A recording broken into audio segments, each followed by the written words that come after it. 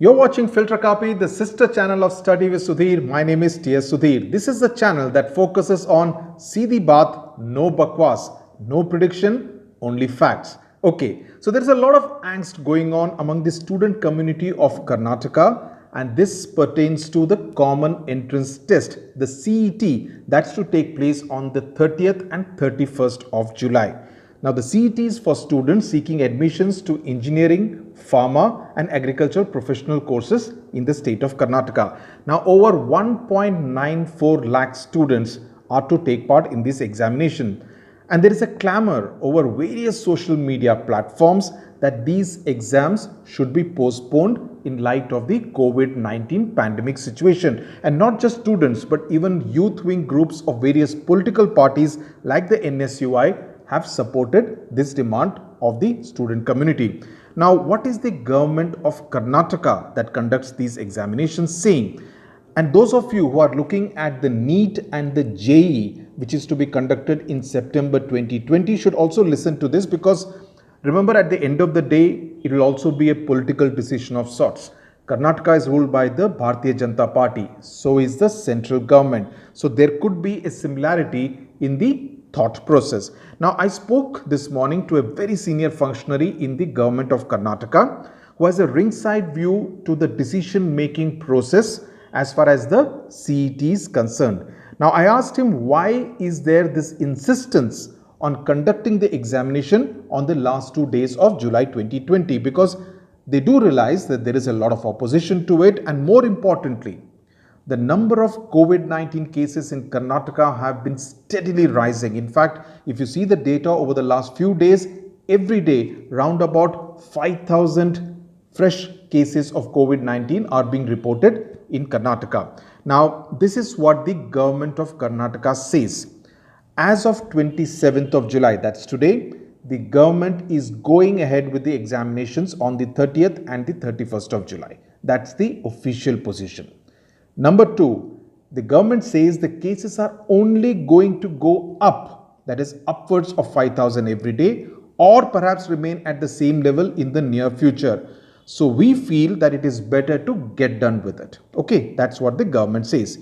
The government also says that it has conducted examinations like those for class 10 in the COVID atmosphere fairly successfully. Yes, there were some glitches, there were some cases of students testing positive, but by and large, the government believes, the education ministry believes, that the process was completed fairly successfully. Okay, I'm quoting the government.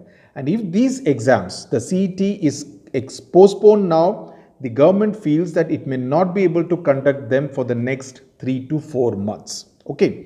Point number 4, the government is also of the view that constant postponement and discussion over whether exams will be held or will not be held, will be postponed, will be cancelled, creates an atmosphere of uncertainty, which it believes is not good for the student community. Point 5, I asked this official, you have a similar case of an entrance examination which is kind of similar, not exactly similar, but it also concerns the state of Karnataka, right? This is the COMEDK examination for admission to private medical, engineering and dental colleges in Karnataka. These are for the private colleges, whereas the CET concerns the government colleges. Now, the COMEDK examination were to be held on the 1st of August, but now they have been postponed to the 19th of August. Incidentally, the number of aspirants for this private colleges examination is about 70,000, much less than the 1.94 lakh that will appear for the Karnataka CET, right?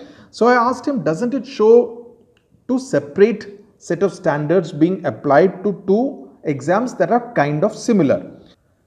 Now you need to listen to this carefully. The Karnataka government wanted the COMEDK exam authorities not to change their exam date. They wanted the exam to be conducted on the 1st of August, as was the plan. It tried to persuade them, but finally allowed them to take the final decision to postpone the examination. So I asked them, how do you react to this new date of 19th of August? The Karnataka government believes that whether it is 1st of August or the 19th of August, it makes little difference, because there won't be a significant difference in the number of COVID-19 cases as on 1st of August and on the 19th of August, because there is a gap of just about 18 days between them. I also asked what is the Karnataka government's view on the demands for postponement of the JEE and the NEET exams that are scheduled for September 2020. Now, the view as far as the Karnataka government is rather frank. They say that no one really knows how things will be in September, whether it will be feasible to conduct these examinations in September or whether they may not be able to do so at all. Whether it will get better by then or whether it will get better only in the big cities and the rural and the semi-urban areas may record some kind of a spike, whether there will be a second wave in September, we do not know. Everything is in the realm of speculation, right? Which is why the Karnataka government believes that it is better to get done with the entrance examinations in the present circumstances while taking all precautions, instead of trying to do so in September, October or November, about which you have absolutely no idea how things will pan out then. Now, so that is as far as the position on the Karnataka CET is concerned. A number of you have been asking about it. Now, there are two petitions which have been filed before the Karnataka High Court with help from the NSUI, and they will be heard on Tuesday, that is tomorrow.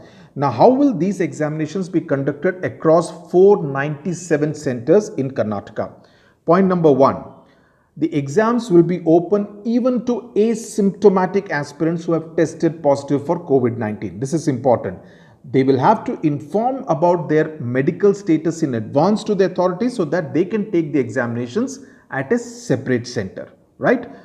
The government has also promised to arrange ambulances for asymptomatic COVID-19 positive students after they produce a fitness certificate, and that their examinations will be held in dedicated centers and rooms with doctors and nurses playing the role of invigilators. Okay, so these are two SOPs that are being put in place by the Karnataka government. However, I think there are a few issues which need to be addressed. The NEET and the JEE were scheduled for the 3rd and the 4th week of July, if you remember, right? NEET, I think, was on July 26th scheduled, okay, before it has now been postponed to September. Because they were postponed because the HRD ministry and the National Testing Agency, the NTA, did not think the situation was absolutely conducive to be held, for the exams to be held in July. So the question that will obviously now be asked is, how is it logical to conduct the Karnataka CET at more or less the same time when it was not feasible to conduct the JEE and the NEET around this time in the month of July?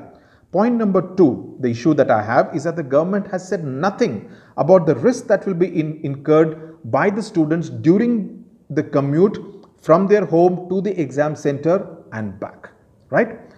Point number three is that over 1800 students from outside of Karnataka will travel to the state to take part in this examination, the CET examination. Now, while Karnataka has exempted all these 1800 odd students from quarantine, and they can actually stay in Karnataka for 96 hours without being quarantined, they may just have to undergo compulsory home quarantine for a week when they get back to their home state. It could be Kerala or any other state. The question is, who checks these 1800 students for COVID-19, and whether this is not putting every other student in the examination center and invigilator to serious health risk. Okay. Point number four, the NSUI, and I just spoke to the state vice president of Karnataka NSUI, Jahendra Shahi. The NSUI has also pointed out that on one hand, the government says that no one will break and violate any of the quarantine rules. On the other hand, you also say that asymptomatic COVID-19 students, candidates can come and write the examination. The two things don't quite match up. So that's the latest as far as the Karnataka Common Entrance Test is concerned. Watch this space for reliable and accurate news from the world of education. Thank you very much for watching.